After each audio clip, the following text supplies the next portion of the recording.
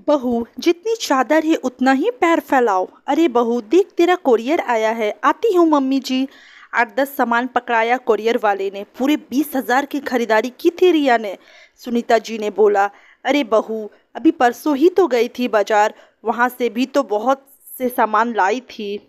हाँ मम्मी जी, इतनी सुंदर सुंदर चीज़ें दिखती है तो अपने मन को रोक ही नहीं पाती हूँ। और साथ में सेल पर मिल रहा था 20-25 हज़ार की साड़ियाँ 50% डिस्काउंट पर मिल रही थी। साथ में सूट, जूते, चप्पल सभी जगह सेल थी तो सभी चीज़ ले लिया। पर बेटा, तुम साड़ी कहाँ पहनती हो? रिया तुनकते हुए बोली, अरे मम्मी जी, कभी पड़ गया तब लेने जाऊंगी क्या? कभी मन हो गया पहनने का, और मेरी दोस्तें भी तो खरीद रही थी तो मैंने भी 2-3 ले लिया। मम्मी जी, वैसे मैं आपके लिए सूट भी तो लाई थी और शुभ के लिए भी कपड़े। सुनीता जी ने हंसकर कहा, हाँ बेटा, वो तो मुझे अच्छा लगा, उसकी तो मुझे ज़रूरत भी थी। कुछ दिनों बाद घंटी बजी, टिंग टोंग। सुनीता जी दरवाजे पर गई। दरवाज़ा खोला तो देखा कोरियर वाला फ्रिज टीवी लेकर आया है। अरे रिया बेटा, तूने फ्रिज टीवी ऑर्डर किया था? हाँ मम्मी जी, कह रिया दौड़ते हुए आती है। वह आ गया? अरे बेटा, पर पुराना वाला सही तो था, सही तो चल रहा था।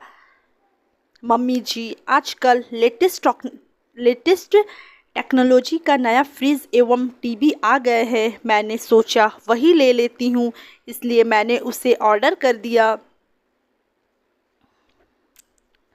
पर इस पुराने का क्या होगा बेटा? अरे मम्मी जी, इतनी चिंता क्यों करती है? इसको OLX पर बेच देंगे। गहरी सांस लेते हुए सुनीता जी बोली, हाँ पर बेटा, अभी 2-4 साल पहले ही तो लिया था और फिर इतने पैसे थोड़ी ना मिलेंगे पुरानी चीज़ के। मम्मी जी, सब लोग लेते हैं, कहकर रिया ने बात को टाल दिया। पर बेटा, तू पैसे थोड़ा संभाल के खर्चा किया कर। इतना खर्चा अच्छी बात नहीं है। कुछ पैसे जोड़ कर चला करो। कल किसने देखा है कब क्या ज़रूरत पड़ जाए, और वैसे भी घर में सामान रखने की जगह नहीं रहती है।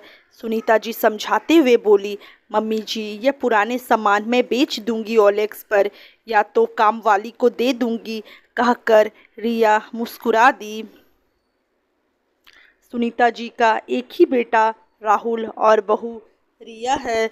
राहुल एक बिजनेसमैन है, रिया एक घरेलू महिला है और बहुत खर्चीली है। उसका एक बेटा शुभ भी है। सुनीता जी का एक छोटा सा परिवार है। उनके पति का देहांत कुछ साल पहले हो गया था। कुछ महीने बाद एक दिन अचानक राहुल दुखी मन से घर आया। वह आज बहुत ही परेशान था। उसको बिजनेस में बहुत बड़ा घाटा हुआ था। उसको उम्मीद नहीं थी कि इतना नुकसान हो जाएगा और आगे भी जल्दी उबरने की संभावना कम थी। वह रिया से कुछ पैसे मांगता है, बोलता है कि मैंने तुम्हें जो पैसे दिए थे वो दे दो, मुझे अपने बिजनेस में लगाना है और साथ ही घर खर्च के लिए भी चाहिए। रिया बोली, पर मेरे पास पैसे कहाँ हैं? होंगे भी तो 5-6 हज़ार ही पड़े होंगे।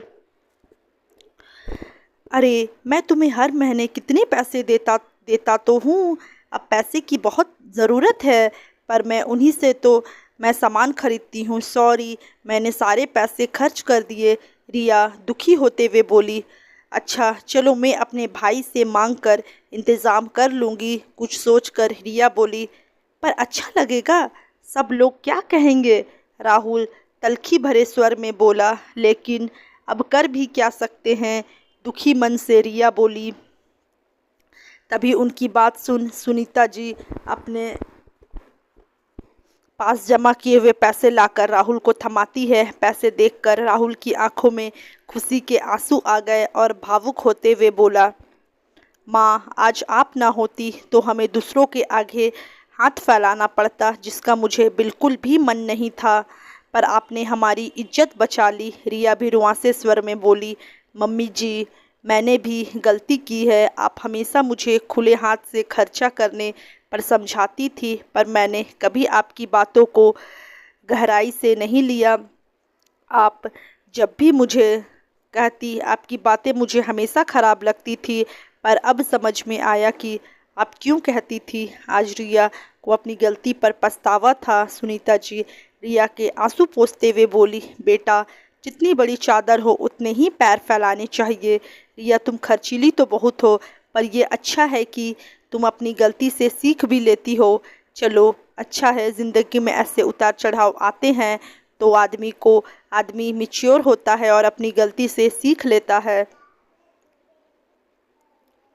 अब आगे से हमेशा भविष्य की चिंता करते हुए कुछ पैसे जोड़ कर चलना और इस समय इन पैसों से अपना खर्चा चलाओ। दोनों बच्चों की ज़िंदगी में आए दुख में अपनी भागीदारी देकर सुनीता जी ने अपनी परिपक्वता को साबित किया और अपनी समझदारी से बच्चों के जीवन में आए मुसीबत के समय उनका सहारा बनी। तो दोस्तों, हमें पैसे हिसाब से खर्च करने चाहिए और ज़रूरत से ज़्यादा खर्च नहीं करना चाहिए। हमें भविष्य के लिए कुछ बचा कर भी रखना चाहिए। तो ये कहानी से हमें यही सीख मिलती है। तो अगर आप लोग को वीडियो अच्छी लगी होगी तो प्लीज़ वीडियो को एक लाइक ज़रूर करें और चैनल पर नए आए हों तो चैनल को सब्सक्राइब करना ना भूलें। इसी तरह की अच्छी अच्छी फैमिली और पारिवारिक कहानियों के साथ मैं रोज़ाना आप लोगों से मिलती रहूँगी। तब तक के लिए धन्यवाद।